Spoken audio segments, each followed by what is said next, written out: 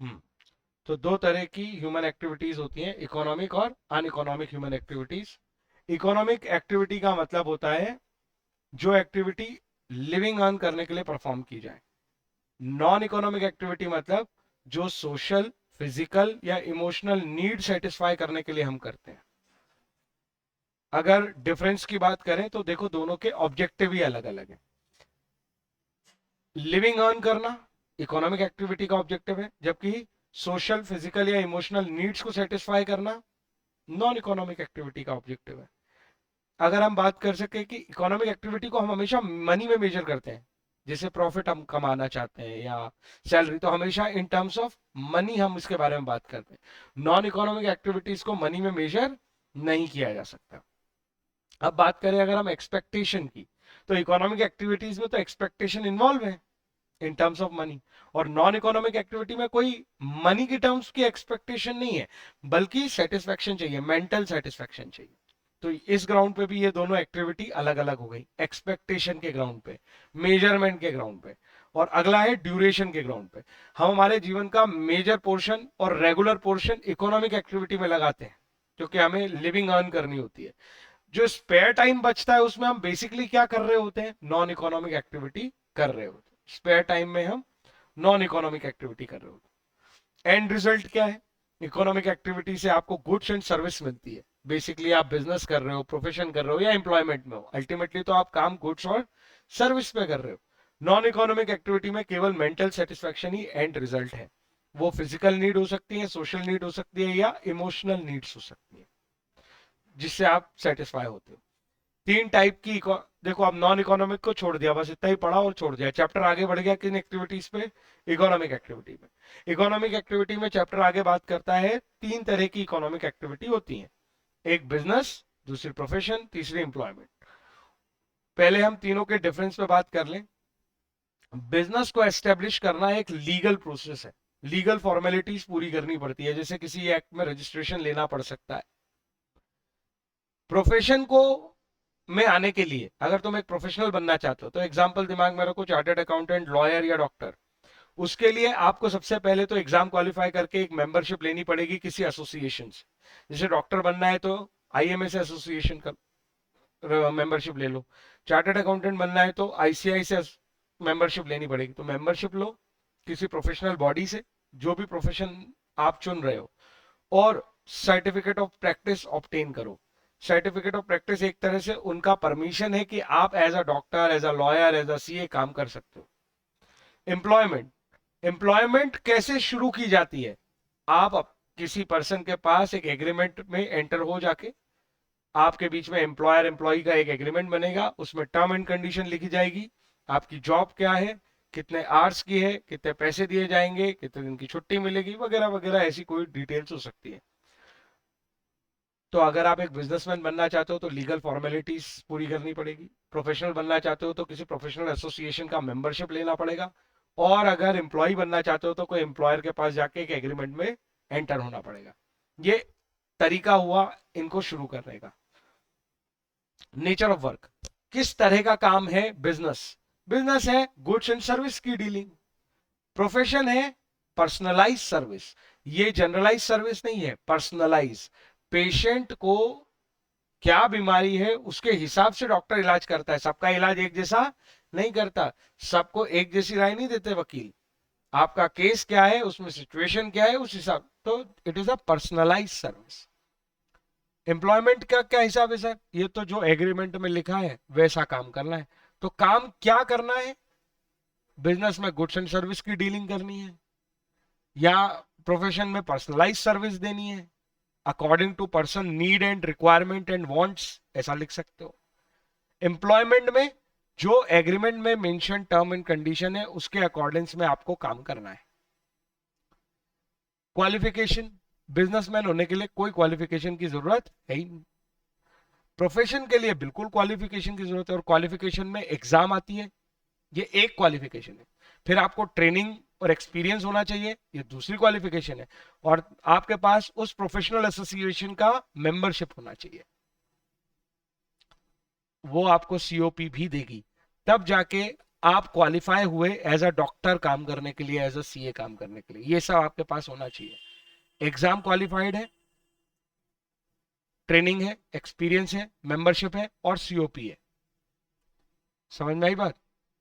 Employment, इसमें क्या qualification चाहिए, ये तो एम्प्लॉयर तय करेगा। वो आपको जिस तरह के एम्प्लॉयमेंट में रखेगा उस तरह से आपका क्वालिफिकेशन डिसाइड करेगा। तो इसके लिए कोई जनरलाइज नॉलेज नहीं है कि क्या क्वालिफिकेशन पे नौकरी मिल जाती है। एम्प्लॉयर की मर्जी है। स्वीपर के लिए हो सकता है उसको कोई क्वालिफिकेशन नहीं चाहिए हो, लेकिन कैशियर के लिए उसको क्वालिफिकेशन चाहिए हो, अकाउंटेंट के लिए उसको क्वालिफिकेशन चाहिए हो। तो ये एम्प्लॉयर तय करता है। रिवॉर्ड और रिटर्न की बात करें तो बिजनेस का रिवॉर्ड क्या कहलाता है, प्रॉफिट। प्रोफेशन का रिवॉर्ड क्या कहलाता है, प्रोफेशनल फीस।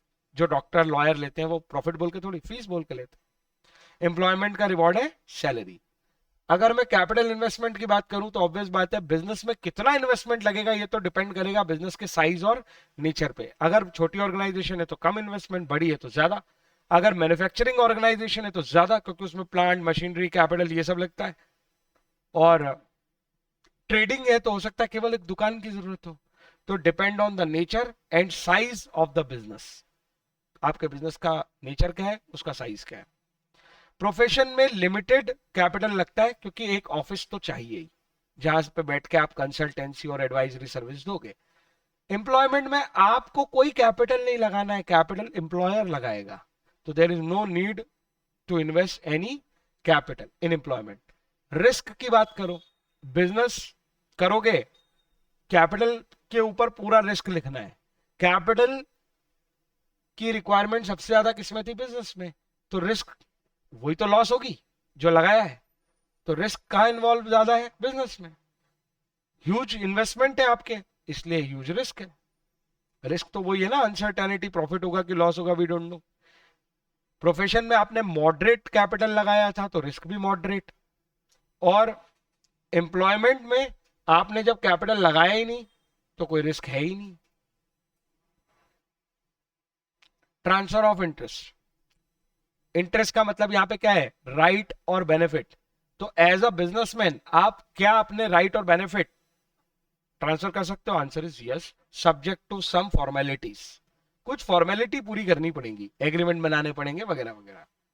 प्रोफेशन में क्या आप अपने राइट और बेनिफिट ट्रांसफर कर सकते हो, एब्सोल्युटली नो। डॉक्टर अपना राइट किसी को नहीं दे सकता, बोले मेरी जगह तू राय दे दे, ऐसा नहीं होता। एम्प्लॉयमेंट में भी ये पॉसिबल नहीं है। जॉब पे तुम्हें रखा है, एग्रीमेंट तुम्हारे साथ है, जॉब पे तुम्हें ही जाना पड़ेगा। कोड ऑफ कंडक्ट की बात करते हैं। किसके लिए कोड ऑफ कंडक्ट डिफाइन ही नहीं है, बिजनेस के लिए। उसके लिए कोई रूल एंड रेगुलेशन नहीं है।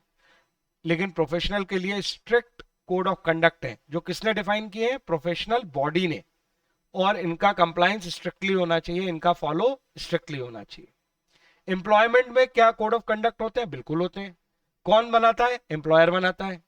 उसको वो नॉर्म्स और रूल्स बोल सकता है बिजनेस के, और एम्प्लॉय को ये नॉर्म्स एंड रूल्स फॉलो करने पड़ते हैं। मोटिव की बात करो, पर्पस। मोटिव मतलब पर्पस, बिजनेस करने का purpose, to earn profit. Professional का पर्पस क्या है, डॉक्टर, लॉयर, सीए, इनके पर्पस है to render service to the society against reasonable fees. Fees लेते हैं पर बेसिक पर्पस है to render the service to the society. जैसे लॉयर का पर्पस है जस्टिस दिलाना, फीस लेना नहीं। टैक्स पे एडवाइस देना कि उसे कितना टैक्स भरना चाहिए, ये सीए का पर्पस। और डॉक्टर का पर्पस है पेशेंट का इलाज करना, उसकी बीमारी ठीक करना, ये उसका पर्पस है। और बिजनेस का पर्पस है टू अर्न प्रॉफिट। एम्प्लॉयमेंट का क्या पर्पस है, जो एम्प्लॉय एग्रीमेंट में तय हुआ है वो काम करके सैलरी लेना। एग्रीमेंट में जो तय हुआ है वो काम करके अपनी लिविंग अर्न करना। कैरेक्टरिस्टिक ऑफ प्रोफेशन, तो यहां तक ये तो नया टॉपिक आ गया। तीनों का डिफरेंस समझ में आ गया। प्रोफेशनल, प्रोफेशन के कैरेक्टरिस्टिक इंपॉर्टेंट है, ये एग्जाम में आ सकते हैं। अगर प्रोफेशन हमें बोलना है किसी को तो सबसे पहले एक well defined body of knowledge होना चाहिए। मतलब कि प्रिंसिपल सीख के आप कोई चीज सीख रहे हो। जैसे मैनेजमेंट में प्रिंसिपल सीखे जाते हैं, इंजीनियरिंग में प्रिंसिपल साइंस के सीखे जाते हैं, मैनेजमेंट में मैनेजमेंट के प्रिंसिपल सीखे जाते हैं। ऐसे ही अकाउंटिंग के प्रिंसिपल्स हैं जो चार्टर्ड अकाउंटेंट को सीखने पड़ते हैं। तो well defined body of knowledge जिसमें इंस्ट्रक्शंस दिए हैं, मतलब प्रिंसिपल्स दिए हैं। और उन प्रिंसिपल्स को सीख के आप वो स्टडी कर रहे हो। रिस्ट्रिक्टेड एंट्री, कोई भी प्रोफेशन होगा उसमें एंट्री फ्री नहीं होगी कि कोई भी आके डॉक्टर बन जाएगा, नहीं, उसे एग्जाम देनी पड़ेगी, ट्रेनिंग देनी पड़ेगी, एक्सपीरियंस देना पड़ेगा, फिर उसे किसी प्रोफेशनल एसोसिएशन के साथ अपना एफिलिएशन कराना पड़ेगा, कनेक्ट होना पड़ेगा, उसकी मेंबरशिप लेनी पड़ेगी। वो प्रोफेशनल एसोसिएशन ही तय करेगी उसे मेंबरशिप मिलती है या नहीं, वो रेगुलेट करती है मेंबरशिप को, वही सीओपी देती है और वही कोड ऑफ कंडक्ट बनाती है। जो code of conduct professional association ने बनाए हैं, प्रोफेशनल एसोसिएशन मतलब आईसीएआई, आईएमए, उन कोड ऑफ कंडक्ट को स्ट्रिक्टली फॉलो करना पड़ता है as a member of that association. तो जो डॉक्टर्स हैं, लॉयर्स हैं, सीए हैं, वो अपने रूल्स फॉलो करते हैं जो कोड ऑफ कंडक्ट उनके एसोसिएशन ने बना के दिए हैं। इनका मोटिव जो है वो सर्विस मोटिव होता है, ये अभी हमने समझा भी था, ये प्रॉफिट मोटिव के लिए काम नहीं करते। इनका रिवॉर्ड या रिटर्न जो है वो प्रोफेशनल फीस है, और इनका जो नेचर ऑफ वर्क है वो कंसल्टेंसी और एडवाइजरी सर्विस देना है सोसाइटी को या क्लाइंट को। कोई समस्या है? फिर हमने पढ़े कैरेक्टरिस्टिक ऑफ बिजनेस। बिजनेस के कैरेक्टर क्या है? तो देखो, बिजनेस जो है वो पहली बात तो इकोनॉमिक एक्टिविटी है, मतलब लिविंग अर्न करने के लिए किया जाता है, तभी वो बिजनेस है। आप चैरिटी कर रहे हो तो ये कोई बिजनेस नहीं हुआ ना। नॉन प्रॉफिट और कोई भी एक्टिविटी करो तो वो बिजनेस नहीं है, वो पक्का प्रॉफिट कमाने के लिए, लिविंग अर्न करने के लिए होगा। दूसरा, बिजनेस है तो गुड्स एंड सर्विस की बात होगी, सीधी सी बात। गुड्स एंड सर्विस प्रॉकर या प्रोड्यूस करोगे तभी तो बिजनेस करोगे, पहले खरीदना या प्रोड्यूस तो करना ही पड़ेगा, फिर उसको बेचना या एक्सचेंज करना पड़ेगा। ये दोनों पॉइंट तो जुड़े हुए थे। फिर आपका जो ये डीलिंग है, ये जो खरीदना बेचने की आप बातें कर रहे हो, ये कभी कभार करा ऐसा नहीं, रेगुलरली करते हो तो ही आप बिजनेस कर रहे हो। फिर आपका इंटेंशन क्या है ये गुड्स एंड सर्विस में डील करके? Profit earning. Profit main objective है, और बिना प्रॉफिट के कोई बिजनेस सरवाइव नहीं कर सकता, ये लाइन इसमें लिखनी चाहिए। अनसर्टेनिटी, आप प्रॉफिट तो कमाओगे लेकिन वो हमेशा अनसर्टेन होगा, हम ये डिसाइड नहीं कर सकते पहले से कि इतना प्रॉफिट हो ही जाएगा। तो हो सकता है आपको इनएडेक्वेट प्रॉफिट हो, इवन लॉस भी हो सकता है। तो प्रॉफिट में हमेशा क्या है? अनसर्टेनिटी है, और इसी अनसर्टेनिटी को हम बोलते हैं there is always an element of risk in doing business. बात समझ में आई? और आपको लॉसेस हो सकते हैं।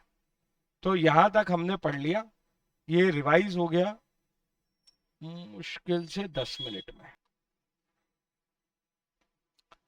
देखो, ये चैप्टर कहता है ह्यूमन एक्टिविटीज को हम दो पार्ट में डिवाइड करेंगे, इकोनॉमिक एंड नॉन इकोनॉमिक। उसमें से नॉन इकोनॉमिक एक्टिविटीज वो एक्टिविटी हैं जो आपकी सोशल फिजिकल या इमोशनल नीड पूरी करती है। इतना बोल के नॉन इकोनॉमिक एक्टिविटीज को छोड़ दिया, स्पेयर टाइम में पूरा करते हैं, और एक डिफरेंस पढ़ लिया हमने इकोनॉमिक और नॉन इकोनॉमिक एक्टिविटी का। पूरा फोकस आ गया इकोनॉमिक एक्टिविटी पे। उसमें हमने 3 तरह की इकोनॉमिक एक्टिविटी में बाइफर्केशन कर दिया, बोले इससे लिविंग अर्न करते हो आप।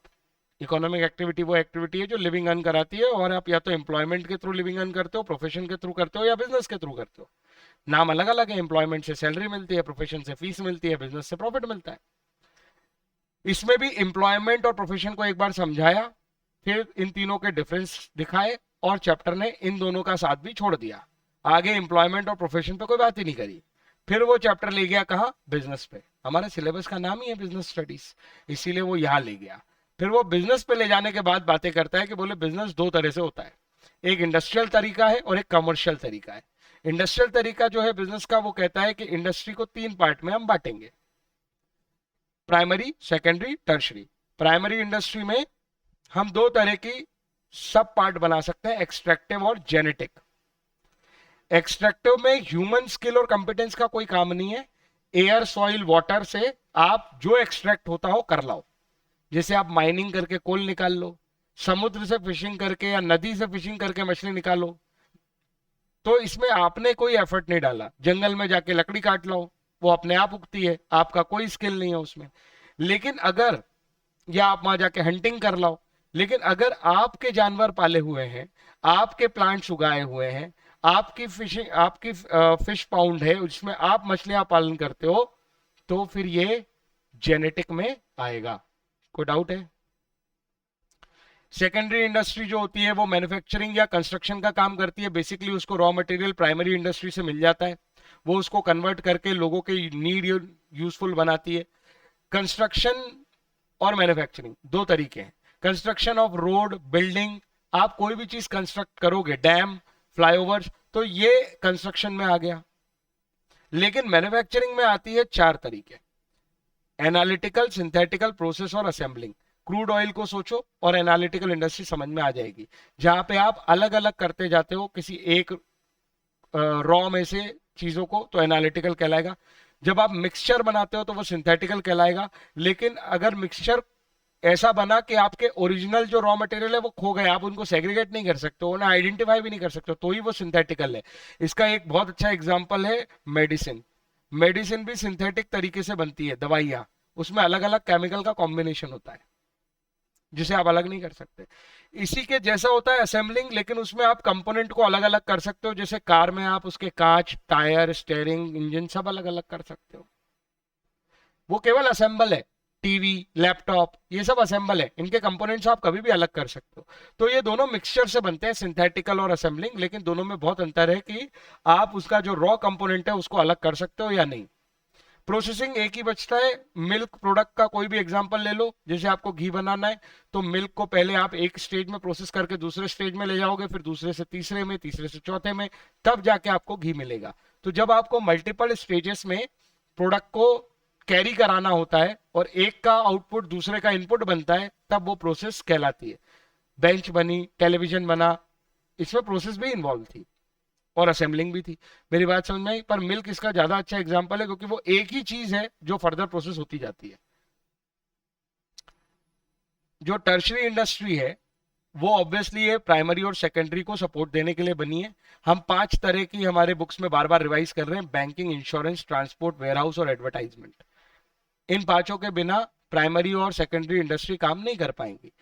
इन्हीं पांचों को हमने आगे भी यूज किया है। जब हमने कहा इंडस्ट्री के जैसा ही कॉमर्स भी होता है, ये एक्चुअली गुड्स एंड सर्विस का एक जगह से दूसरी जगह पहुंचाने का या खरीदने बेचने का काम है।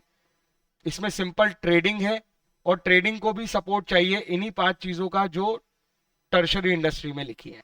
बैंकिंग, ट्रांसपोर्ट, वेयरहाउस, इंश्योरेंस और एडवर्टाइजमेंट, यही पांच चीजें ट्रेड को भी सपोर्ट करती हैं। इनके बिना ट्रेड नहीं हो पाएगा।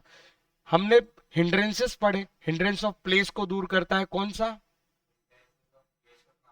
ट्रांसपोर्टेशन। हिंड्रेंस ऑफ टाइम को कौन दूर करेगा? वेयरहाउस। हिंड्रेंस ऑफ फाइनेंस को कौन दूर करेगा? बैंकिंग। और इंश्योरेंस कौन से हिंड्रेंस को दूर करता है? रिस्क हिंड्रेंस को दूर करता है। ये सब हिंड्रेंस मतलब रुकावटें, और इन रुकावटों को दूर करने के लिए ऑक्सिलरीज टू ट्रेड आते हैं, कि ये जो ट्रेड में रुकावटें आ रही है इनको ये लोग दूर कर देंगे। हिंड्रेंस ऑफ इंफॉर्मेशन को दूर करता है एडवर्टाइजमेंट। इसके बाद हमने एक बिजनेस रिस्क नाम का पूरा टॉपिक पढ़ा। बिजनेस रिस्क का पहले तो मीनिंग, रिस्क का मतलब है पॉसिबिलिटी ऑफ इनएडिक्वेट प्रॉफिट और लॉस, इसको हम बिजनेस रिस्क बोलेंगे। ये क्यों ऑकर होती है? ड्यू टू अनसर्टेनिटीज, मतलब अनसर्टेन इवेंट या अनएक्सपेक्टेड इवेंट की वजह से रिस्क आती है। अचानक कुछ भी हो सकता है, हड़ताल हो सकती है, फ्लड आ सकता है। There are human causes, there are economic causes, there are natural causes. Human, economic, natural, other.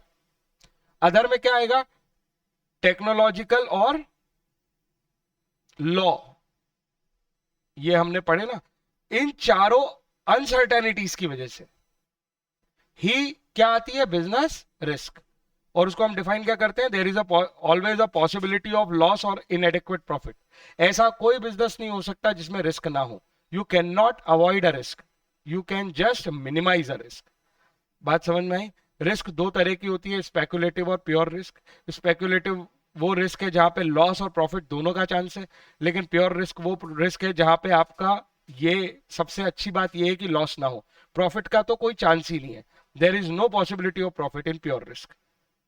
दो पॉसिबिलिटी है, या तो लॉस होगा या तो लॉस नहीं होगा, प्रॉफिट तो नहीं ही होगा। ये है pure risk. Nature of risk में हमने सबसे पहली बात पढ़ी कि रिस्क होती, अराइज ही क्यों होती है? बी आर मतलब बिजनेस रिस्क, अनसर्टेनिटी की वजह से। और वो अनसर्टेनिटी के चार कॉजेज हमने पढ़े हैं, उन्हीं को एलोबरेट करके तुम इसको कितना भी इकट्ठा कर सकते हो पॉइंट को। दूसरा, रिस्क एसेंशियल पार्ट है, इसके लिए लिख सकते हो कि बिजनेस रिस्क अवॉइड हो ही नहीं सकती, ये सिर्फ मिनिमाइज हो सकती है। इसका अगला, डिग्री ऑफ रिस्क, रिस्क ज्यादा होगी या कम ये डिपेंड करेगी किस पे? Size and nature of business पे। बिजनेस बड़ा होगा तो ज्यादा रिस्क, छोटा होगा तो कम रिस्क। अगर उसका नेचर जैसे पेरिशेबल गुड्स में बिजनेस कर रहा है जो जल्दी खराब हो जाते हैं तो हाई रिस्क, ड्यूरेबल गुड्स में काम कर रहा है तो लो रिस्क, ऐसा। तो नेचर ऑफ बिजनेस पे भी डिपेंड करेगा। और profit is reward for risk taking, risk लेने का जो रिवॉर्ड है वो क्या है, प्रॉफिट है। तो इस तरीके से ये चैप्टर जो है मैंने रिवाइज करा दिया 15 या 16 मिनट में।